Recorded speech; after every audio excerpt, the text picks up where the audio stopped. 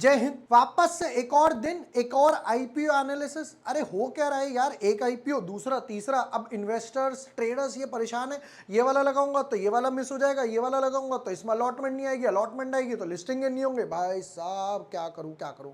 कोई प्रॉब्लम नहीं है, मैं समाधान कर देता हूं। देखते हैं कि आज एक और आईपीओ आ रहा है, यूनिकॉमर्स करके कंपनी है। बहुत ही छोटा सा आईपीओ है और कंपनी भी छोटी सी ही है, एसेट्स वगैरह को ज्यादा नहीं है। बट कंपनी क्या काम करती है, बिजनेस मॉडल क्या है, उसके कॉर्पोरेट क्लाइंट्स वगैरह में बड़े बड़े नाम सामने आ रहे हैं।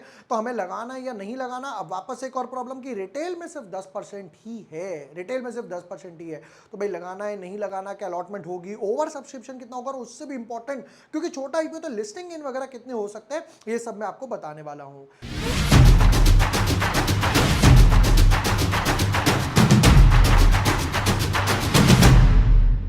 हाय everyone, my name is Vibhor Vashne, I am a SEBI registered research analyst. एक और आईपीओ आया है तो हमारा ईमान, धर्म, परंपरा, प्रतिष्ठा, अनुशासन बनता है कि भाई हम एक और आईपीओ का एनालिसिस करें, फेयर व्यू दिए कि भाई रिस्की ट्रेडर्स लगाएं नहीं लगाएं, सेफ वाले लगाएं नहीं लगाएं, और हो सकता है कितना ओवर सब्सक्रिप्शन लिस्टिंग इन होगा। विदाउट वेस्टिंग टाइम चलते हैं मेरे साथ इस आईपीओ के एनालिसिस में। But yes, before moving ahead, अगर अभी तक आपने चैनल सब्सक्राइब नहीं किया है या न्यू यूजर हो, टाटा मोटर्स के आईपीओ हो गए या सेबी पे जो न्यू रूल आया, आईएक्स के हम लोगों ने एनालिसिस करे, 3 दिन में 5-7% के गेन्स देकर गया। डिटेल्ड एनालिसिस थे और इसके टारगेट वगैरह भी देख लेना कि मैं क्या बना पा रहा हूं। अगर आईपीओ के टेबल की बात करी जाए तो सेगल ये भी अभी ओपन है, आप इस पे भी अप्लाई कर सकते हो। ओला इलेक्ट्रिक की वीडियो भी मैंने डाल दी है, ब्रेन वीज की वीडियो भी डाल दी है, और अब फाइनली बाली है यूनिकॉमर्स की। ये दोनों आईपीओ यहां पर क्लैश कर रहे हैं। 6 तारीख 6 तारीख, 8 तारीख 8 तारीख, 13 तारीख 13 तारीख। अब उससे भी इंपॉर्टेंट कैच यहां पर यह है कि पैसा ब्लॉक होगा ओला इलेक्ट्रिक में 2 तारीख से 6 तारीख तक। 8 तारीख को पैसा इन्होंने बोला अनब्लॉक होगा, 7 तारीख तक हो जाता है तो बढ़िया, तो मैं एक बारी को यहां पर भी पैसा लगा पाऊंगा क्योंकि 6000 करोड़ ये उठाएंगे तो कितना पैसा फ्री होगा मेरे पास, राइट। चलो आज करते हैं यूनिकॉमर्स ई सॉल्यूशंस। तो क्या क्या ई सॉल्यूशंस देते हो। इनकॉर्पोरेटेड 2012, 12 साल पुरानी कंपनी है। E commerce E solution limited is a SaaS platform. SaaS क्या होता है, सॉफ्टवेयर एज अ सॉल्यूशन। मतलब आप मोबाइल ऐप बनवा सकते हो, अपना डेटा स्टोर करवा सकते हो, राइट। आप इन्वेंट्री चेक कर सकते हो, अटेंडेंस वगैरह मार्क कर सकते हो, अकाउंट्स वगैरह रख सकते हो। वो सारा काम जो है ये वो देते हैं। That manages e commerce operations for brands, sellers, logistics providers. Logistics हो गए, शिपिंग वगैरह वाले, ब्रांड सेलर्स, अमेजन, ये वो जो ऑनलाइन शॉपिंग वगैरह देते हैं। The company offers a wide range of products that helps to business efficiently manages their operations after purchase as well. These products include a warehouse and inventory management system. Warehouse मतलब मेरा गोदाम है, मुझे बताओ भैया गोदाम में कितना माल पड़ा है। अब मैं जाऊं एक एक गिनूं करके, एक एक गिनने में तो यार महीनों लग जाएंगे। बटन दबाया, हाँ भाई इतना माल पड़ा हुआ है। अब देखते हो जब आप अच्छी खासी फार्मेसी में जाते हो, दो टाइप की फार्मेसी, एक छोटी सी फार्मेसी है वो देख रहा है मेरे पास है नहीं है। दूसरा वो गया, आपने कहा भैया मुझे XYZ दवाई चाहिए, उसने बटन दबाया, भैया नहीं है दवाई, XYZ हाँ दवाई है, लेकर आ रहा हूँ, कितने की है। तो वो मैनेजमेंट जो सिस्टम है वो ये सब प्रोवाइड करते हैं।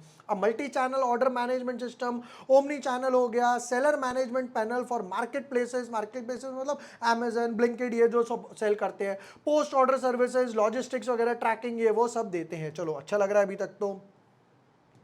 The company has a wide range of technology and partner integration. ये वो, this includes 101 logistics partners integration and 11 with ERP systems, POS यानी point of sale systems वगैरह. These integration are in place to ensure the smooth operations वगैरह. ठीक है, कितने order process करे, 791 million, almost 800 million orders वगैरह प्रोसेस करे हैं इन्होंने मार्च 2021 तक ऑर्डर मैनेजमेंट सिस्टम वगैरह के थ्रू। अब जरा कुछ नाम पढ़ते हैं, वो है इंपॉर्टेंट, ये कॉलम इंपॉर्टेंट है।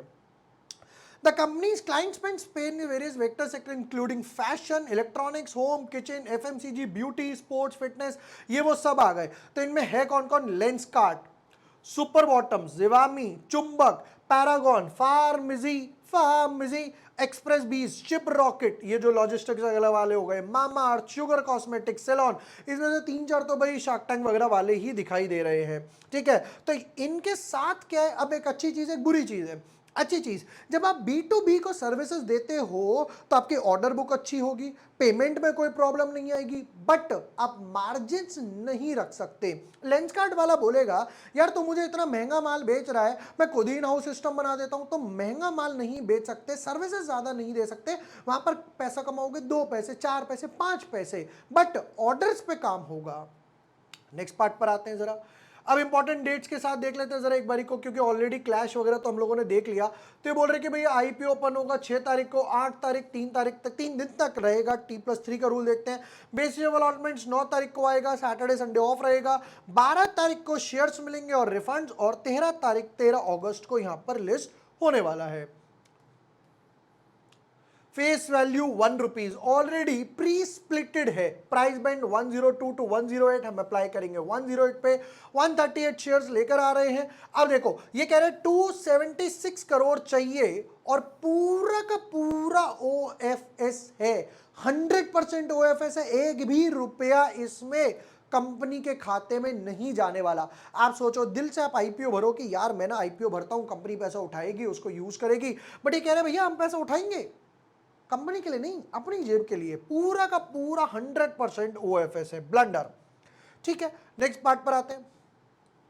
QIB कैटेगरी को दे रहे हैं 75, रिटेल वालों को 10% तक, और HNI को 15% तक। प्रोबेबली कुछ कंडीशंस फुलफिल नहीं करी होगी। एक चीज और बता देता हूं, ये भी 10% कैटेगरी है जो हम लोगों ने देखा, ब्रेनबीज भी 10% है, ओला भी 10% है। ये लास्ट के 3 IPO 10% ही है रिटेल वालों के लिए। नेक्स्ट पार्ट पर आते हैं। रिटेल वाला एक लॉट लगाएगा भैया कितना, 14,904, वो था 14,880। 2 लाख तक एप्लीकेशन है तो 13 लॉट, 2 लाख से ऊपर एप्लीकेशन गई तो ऑटोमेटिकली सिस्टम पिक कर लेगा और ये हो जाएगा 14 लॉट्स। रिटेल, HNI, BHNI, इनमें कोई लॉक इन नहीं होता है, कोई लॉक इन नहीं होता है। ठीक है, कौन कौन है भाई प्रमोटर्स वगैरह? The promoters of the company are Ace Vector Limited, formerly known as Snapdeal. Snapdeal इनका प्रमोटर है, Snapdeal की कंपनी है जो ऑलरेडी खुद लॉस में है। स्टारफिश, फिर उसके बाद हो गया कुणाल बैल, रोहित बैल, बंसल, रोहित बंसल। कंपनी के पास ऑलरेडी प्रमोटर होल्डिंग है 53, ये और डाइल्यूट हो जाएगी कुछ 40 का इस पास।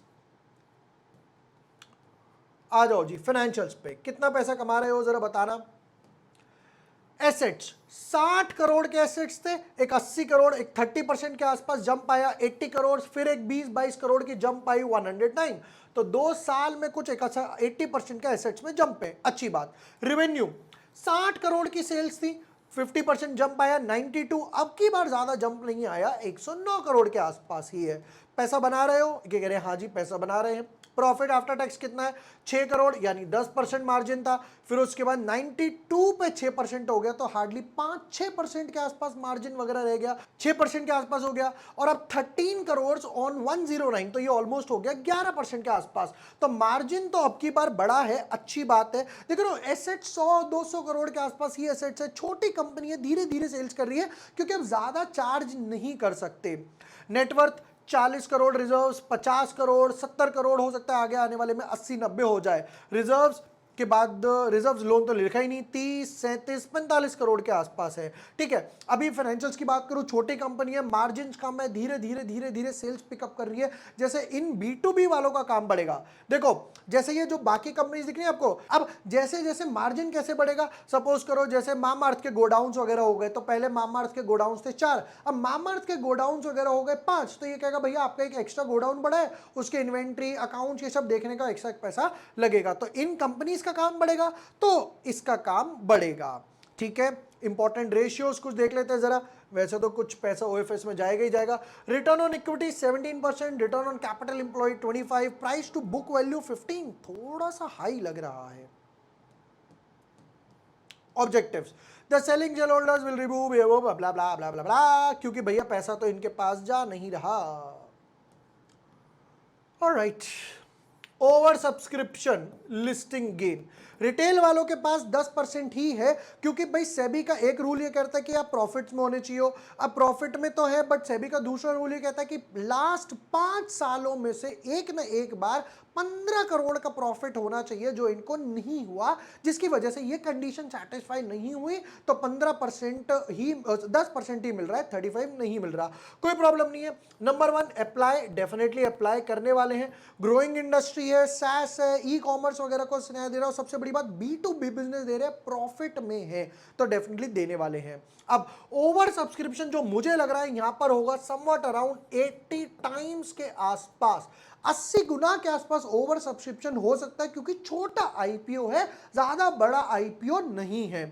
लिस्टिंग गेन की बात करूं, क्योंकि ओवर सब्सक्रिप्शन अच्छा है in comparison to I should say FirstCry, Ola Electric, क्योंकि दो ऑलरेडी इतने बड़े आईपीओ थे।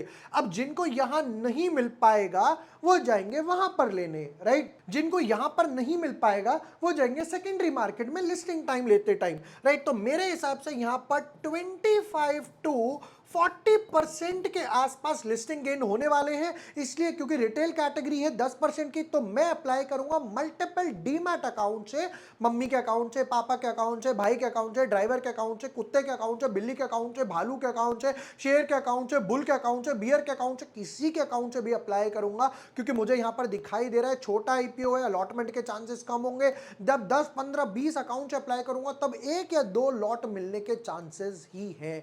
ये तो यूनिकॉमर्स आईपीओ के डिटेल्ड एनालिसिस, फाइनेंशियल्स देखा, बिजनेस मॉडल देखा, स्नैपडील देखा, उसके बाद B2B क्लाइंट्स वगैरह देखे, बिजनेस मॉडल वगैरह देखा, फेयर व्यू दिया, और यहां पर पूरा ओवर सब्सक्रिप्शन और लिस्टिंग इन कितना हो सकता है।